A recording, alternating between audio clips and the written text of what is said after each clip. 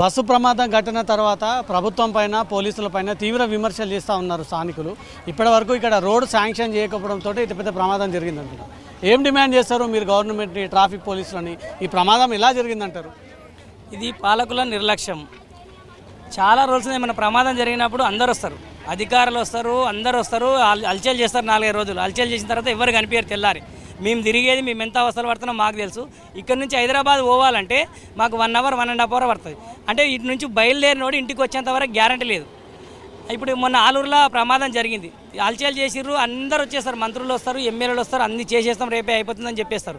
మళ్ళీ దాన్ని పట్టించుకునే నాదురే లేదు. మేము ఎంత అయితే చాలా సంవత్సరాల సంది ఇంత బాధ అనుభవిస్తున్నాము.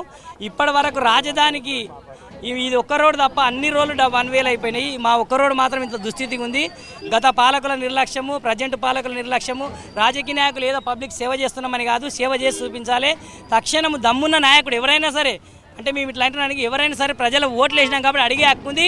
పని చేయకపోతే కొట్టే హక్కు గిట్ట మాకే ఉంది. దీన్ని గిట్ట నిర్లక్ష్యం చేస్తే ఇప్పటి నుంచి రాజకీయ నాయకులను సహించలేదు. ఎంబడించి కొడతామని మీ వేదిక మీద మీకు తెలియజేస్తున్నాం. ఇప్పుడు మీరు అన్న తర్వాత కూడా స్పందన రాకుండా, ఈ రోడ్లు వేయకుండా తర్వాత పబ్లిక్ మీరు ఏం చేస్తారు? స్పందన రాకపోతే రాళ్లతోని, చెప్పులతో గిట్ట కూడా నీకు అందరం రెడీ ఉన్నాం. ఎందుకంటే మేము ఓట్లు వేసినాం, అడిగే హక్కు మాకుంది. రాజకీయ నాయకులు మేము ఇస్తే జీతాలు పబ్లిక్ పైసలతో తీసుకొని తిని బతుకుతున్నారు. అంటే రాజకీయ నాయకులు అందరూ చెడ్డవాళ్ళని కాదు, ఉన్నారు. అంటే ఇంత ప్రమాదం జరిగినప్పుడు మీ ఇంటిలోకి జరగట్లేదు కదా, మాదేం పోయిందని స్పందించట్లేదు. వస్తున్నారు, ఏదో నామికవాస్ వచ్చి ఇక్కడ వచ్చి చూచి పరామర్శించి పోవడం కాదు. పొద్దున వచ్చి ఏం చేస్తున్నారు, మొత్తం దగ్గర నిలబడి వర్క్ చేయించి 1 ఇయర్ 1.5 2 ఇయర్స్లో మనం రోడ్ కంప్లీట్ చేసి పబ్లిక్ ఇబ్బంది లేకుండా చూసే నాయకుడు ఎవరైనా అట్లాంటి వాళ్ళకే మేము ముందుండి నడిపిస్తాం. మిగతా వాళ్ళని మాత్రం దేనికైనా రెడీ అని. ఎప్పటి నుంచి చూస్తున్నారు ఈ రోడ్లను మీరు? నేను చిన్న ఉన్నప్పటి నుంచి చూస్తున్నామండి. మాది ఇదే పక్కన విలేజ్ ఖానాపూర్. మేము చిన్న ఉన్నప్పటి ఎన్నో ప్రమాదాలు జరుగుతూ ఉంటాయి, అయిపోతూ ఉంటాయి. పెద్ద పెద్ద ప్రమాదాలు జరుగుతాయి. యాక్సిడెంట్లు మాత్రం మినిమం 2 రోజులకు 3 రోజులకు ఒకసారి జరుగుతూనే ఉంటాయి. ఏదో ఒక యాక్సిడెంట్ చిన్నదో పెద్దదో జరుగుతూ ఉంటుంది.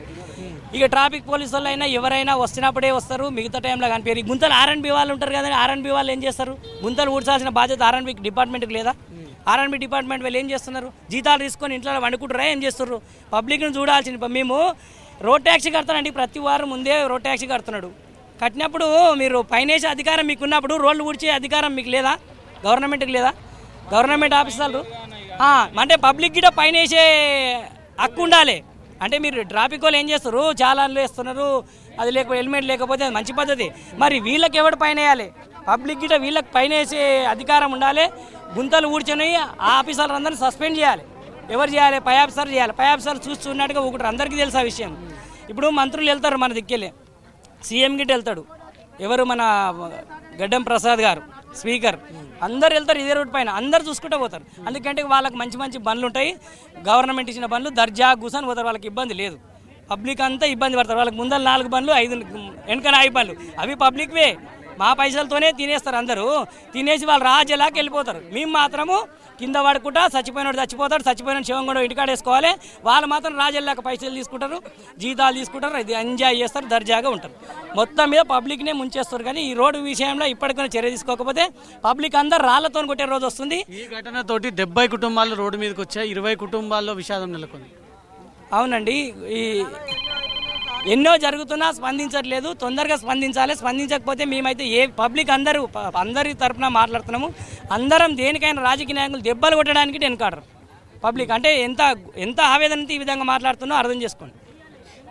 రైట్, పబ్లిక్ చాలా హీట్గా కనబడతా ఉన్నారు ఈ ఘటన తర్వాత. ఈ రోడ్లు అత్యంత దారుణంగా ఉండడంతో ఈ ప్రమాదాలు జరుగుతూ ఉన్నాయి. ఇప్పటికైనా అధికారులు ఈ రోడ్ని శాంక్షన్ చేయించి ఇక్కడ 4 లైన్ని ఏర్పాటు చేయకపోతే మాత్రం పరిణామాలు తీవ్రంగా ఉంటాయంటూ మాత్రం పబ్లిక్ హెచ్చరిస్తూ ఉన్నారు. కెమెరా పర్సన్ క్రాంతితో రవితేజ, జీ న్యూస్, హైదరాబాద్.